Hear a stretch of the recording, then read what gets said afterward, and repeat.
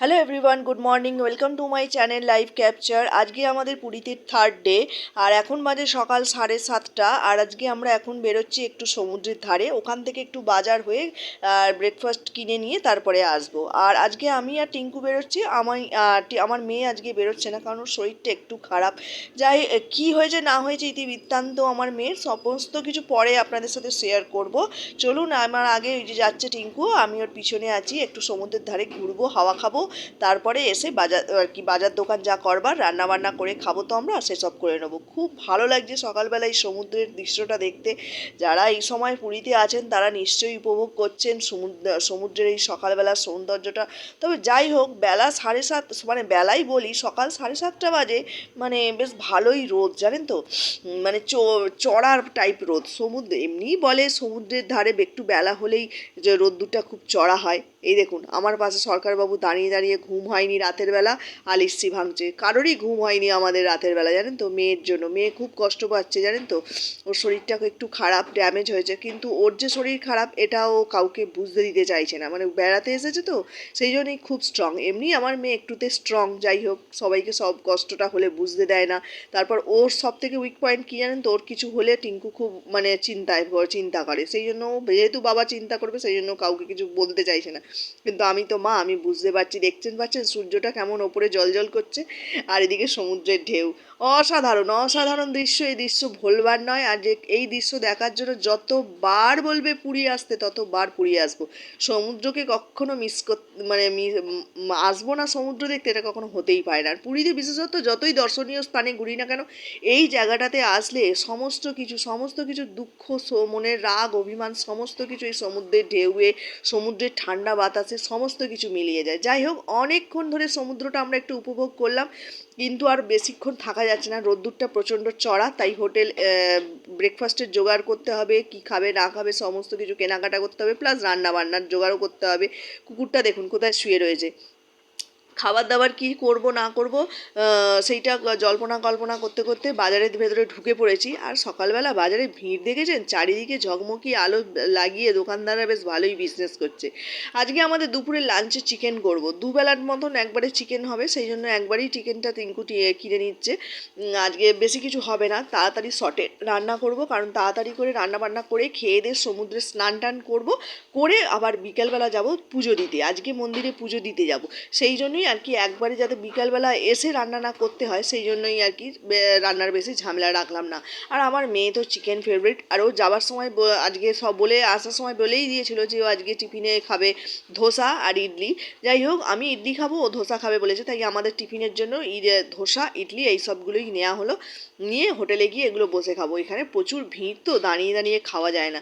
যাই হোক, আমাদের ধোসা প্যাকিং তৈরিও হয়ে গেছে, হয়ে এবার প্যাক করে দেবে, নিয়ে চলে যাব, নিয়ে গিয়ে হোটেলে গিয়ে খাবো।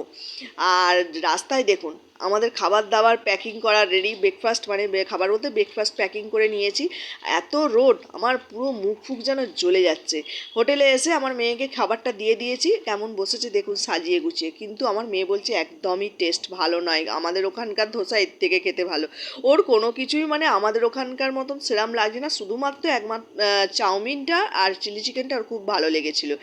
যাকে আর দুপুরবেলা রান্নার জোগাড় করে নিয়ে আমি রান্নাটা বসিয়ে দিয়েছি। চিকেন হচ্ছে দেখতেই পাচ্ছেন, আর একটু আমের চাটনি হবে, এদিকে বসিয়েও দিয়েছি। রান্না আমার অলরেডি কমপ্লিট, চিকেন কষা দুবেলার জন্য হয়ে গেছে। এদিকে ভাতও আগে হয়ে গেছে, করে নিয়েছি ঝটপট করে রান্না, আর একটু আমের চাটনি।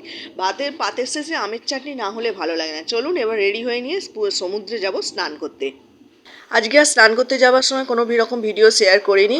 এখন বিকাল 4:30 বাজে, আমরা রেডি হয়ে গেছি, মন্দিরে যাব পুজো দিতে যাব বলে।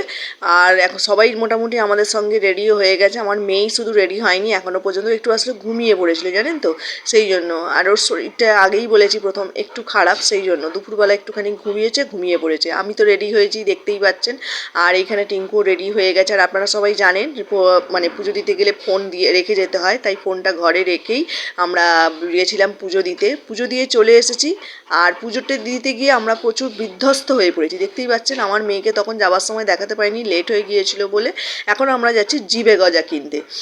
আর এই দেখুন আগে টিঙ্কু বেরিয়ে গেছে, আর আমার মেয়ে আর আমি এখন পেছনে এগোচ্ছি। আর আমরা যতবার পুরীতে আসি না, আমরা কাকাতুয়া, এখানে যে কাকাতুয়া জিবে গজার দোকান আছে সেইখান থেকেই জিবে গজা কিনি প্রত্যেকবার, যতবার আসি। মানে কাকাতুয়া আমাদের কাছে ভালো লাগে। এছাড়াও অনেক বড় বড় নামকরা দোকান আছে জিবে গজার, তা হলেও আমরা কাকাতুয়ার জিবে গজাটাই বেশি কিনি। তার কারণ হচ্ছে কাকাতুয়ার জিবে গজা কেনার সঙ্গে সঙ্গে আমাদের এইখানে আরেকজনের সঙ্গে দেখা হয়। সেটা কে জানেন?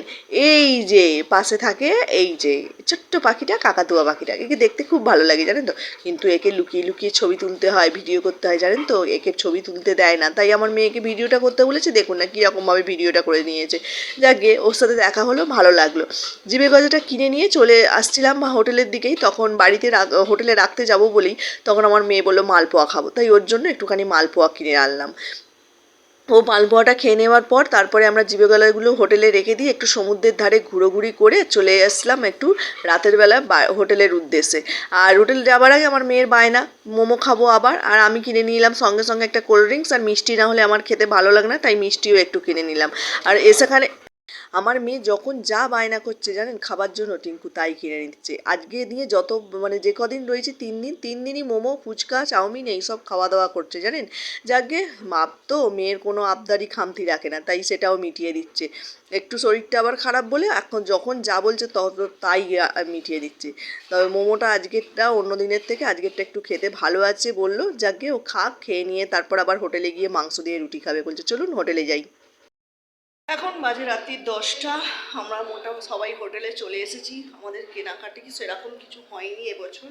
কেন হয়নি ইতিবৃত্তান্ত কিছু কিনিনি, কেন কিনিনি সবই আমি পরে বাড়িতে গিয়ে ভিডিওতে শেয়ার করব আপনাদের সঙ্গে। আপাতত শুধু জিবে গজাটা কিনেছি, এটাই দেখলেন। আর এখন বাজে রাত্রি 10টা বললামই। আর রাতের বেলার আজকে ওবেলার চিকেন রয়েছে, শুধু রুটি কিনে আসা হয়েছে। ওই রাতের বেলা সবাই মিলে ওটাই এখন খাওয়া হবে। তার আগে যেহেতু 10টা বাজে, আর কালকে আমাদের রাত্রেবেলা ট্রেন 10টা 40-এ, 9:30 8:30 9টা নাগাদ আমরা বেরোবো। চলুন আজকের মতো তাহলে এখন ভিডিওটা শেষ করছি। ভিডিওটা ভালো লাগলে লাইক কমেন্ট শেয়ার করে দেবেন। আজকের মতো টাটা, গুড নাইট।